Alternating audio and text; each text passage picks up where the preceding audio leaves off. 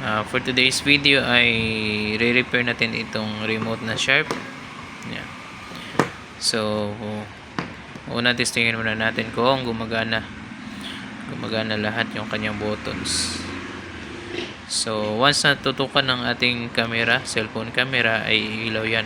Pero kapag tinignan nyo yan sa inyong mata lang, ay hindi yan iilaw, no?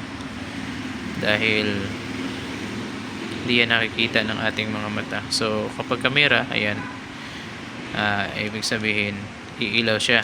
So, ang problema nito, itong power, yung power button. So, titingnan natin to kung bakit ayaw mag-function ng power button, no?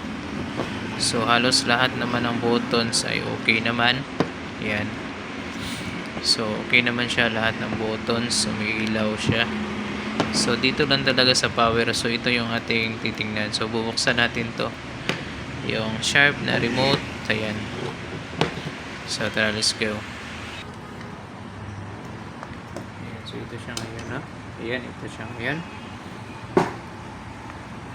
So, bakit ayaw gumana nitong power?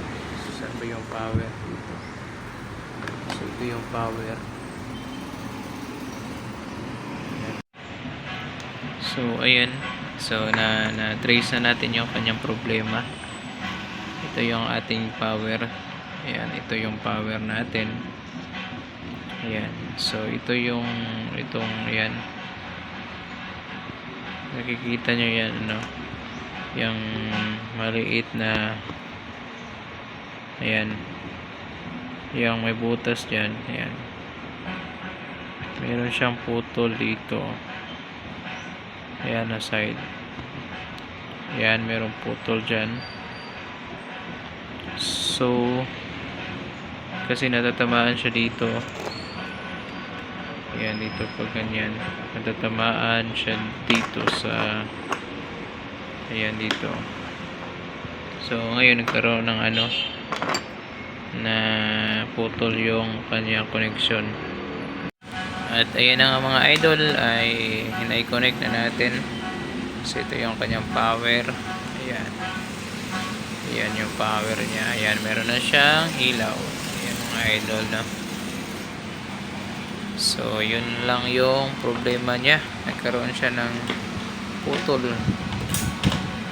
Ayan, nagkaroon ng putol mga idol, no? So, ito yung kanyang putol. Kita natin yung putol niya. Ayan, dyan. Ayan, bali dinugtong na siya natin mga idol, no? Ayan dyan, no? Dito. Bali dinugtong natin siya. Hindi na siya nakikita. Meron tayong wire na nilagay dyan, no? So, goods na mga idol, na babalik na natin. So, ayan ang mga idol, no? Ayan, ito na. So, goods na siya.